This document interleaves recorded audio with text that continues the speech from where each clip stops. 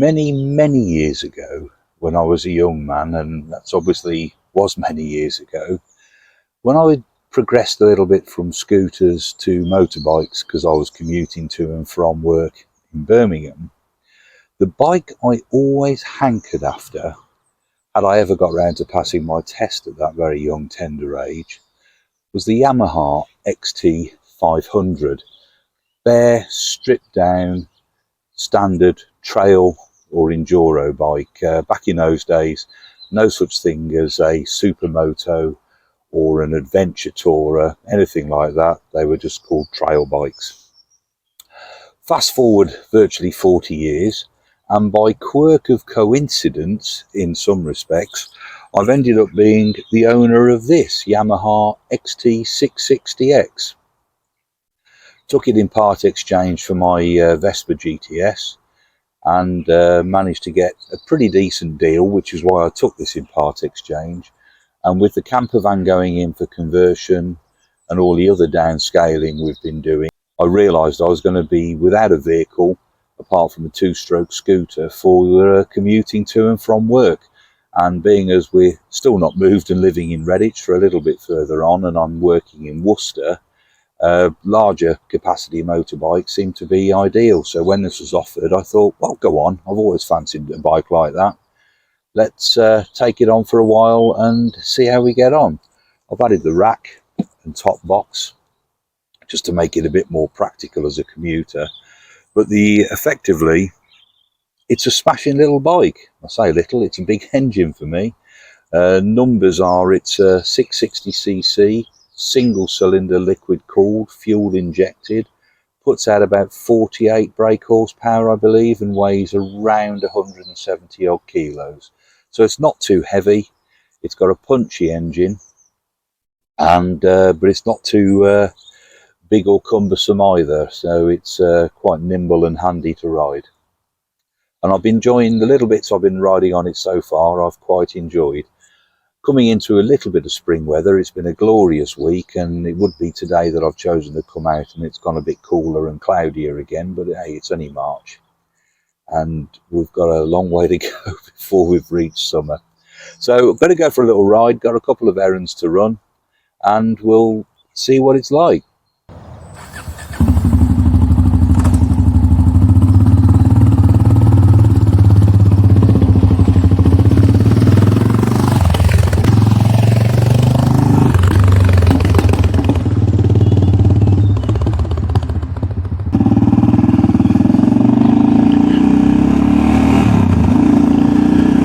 Obviously, the first noticeable difference to me, being predominantly a scooter rider and not having ridden a conventional motorbike since passing my test in nearly 10 years ago, is the saddle height and getting on and off.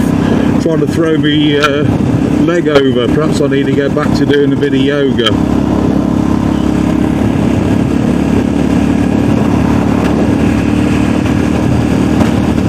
Being a single cylinder engine, there's obviously quite a bit of overrun, and noticeable too when you throttle off. The other big noticeable difference to me is fork travel and dive when you front brake, or even when you just roll off the throttle. Being used to the harsher, less suspension travel of a Vespa, it really is quite noticeable, particularly on down changes just like that. But I think this bike is perfectly suited as a supermoto rather than a trail bike to this sort of riding. You've got no wind protection.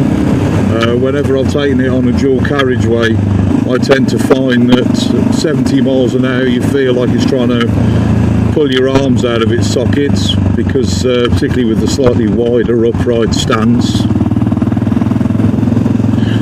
you are catching the wind across the chest even noticeably more than a scooter. So while it's more powerful and got a fair kick and a nice punchy engine, your top speed is really limited to aerodynamics.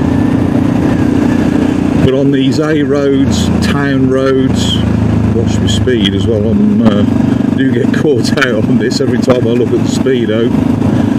Is that this is what it's built for. It's more shooting around town, maybe making a bit of noise. It's got the noisy exhaust system on. And there's the speed camera, very timely. And with this exhaust on, which is basically the standard exhaust with the baffles cut out, which isn't the smartest move, I'm sure. It's more, I'm sure, designed for the round town rider who wants to make a bit of noise and show off a bit, maybe get the front wheel in the air, which isn't really my riding style. But it's proved to be, so far, just a useful commuter tool for me. Riding it, all the controls fit into your hands quite nicely. It's quite intuitive to ride. Finding indicators, brake pedal, gear change, and I'm not that used to a foot gear change these days. I used to ride bikes a lot when I was younger, and I just seem to have fallen back into the habit of it quite comfortably. 5-speed, 1 down, 4 up. Tend to find third gear's a bit high for 30s, and maybe second gear's a little bit low, so you're either revving or clunking a bit. But it's a nice comfortable saddle, it's a comfortable seating position, and it's also quite a lightweight, narrower bike, so it's great in traffic conditions. Having only ridden it a handful of times since I took possession of it, and that was back in August last year, I'm still a little bit hesitant and unused to it, and I suppose unused to riding a conventional motorcycle as well. So trying to ride it smoothly I'm finding quite difficult, although I'm actually not sure even designed to be ridden smoothly. I think it would be very difficult to ride a single cylinder bike of this size overly smoothly, and that's why I suppose you have multi-cylinder bikes. It will certainly pick up and go when you want it, and it stops very well, decent brakes, 4-pot Brembo front caliper, really does give it some stopping power. Thought on the way home we put it back into maybe more of its natural environment and come round some country lanes, because I've got a feeling that these are exactly the sort of roads this bike's designed for. Twisty, narrow, jumping on the brakes, pulling out of the corners.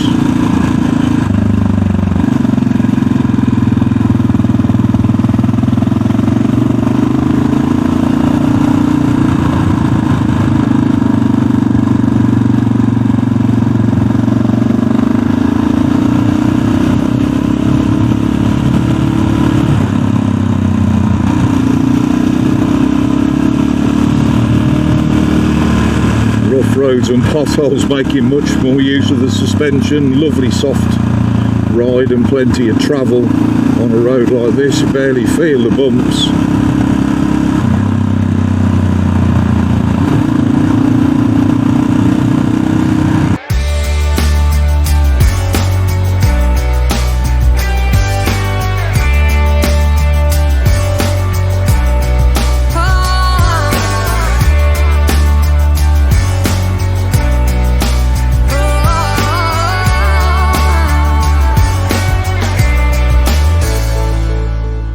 I think in summary, technically it's a decent bike. It's well put together, it rides well, it's comfortable, it's responsive. Whether it's a bike for me long term, I'm still going to be more of a scooterist, obviously, but it's serving its purpose as a commuter and as a bike that I've happened across purely by coincidence more than any other reason, and it's fulfilling its role in that respect. I don't know where a supermoto would fit in if you were a full-time motorcyclist. It's probably not the best bike, I would imagine, on dual carriageways if you're doing a lot of motorway riding. Certainly not ideal for that.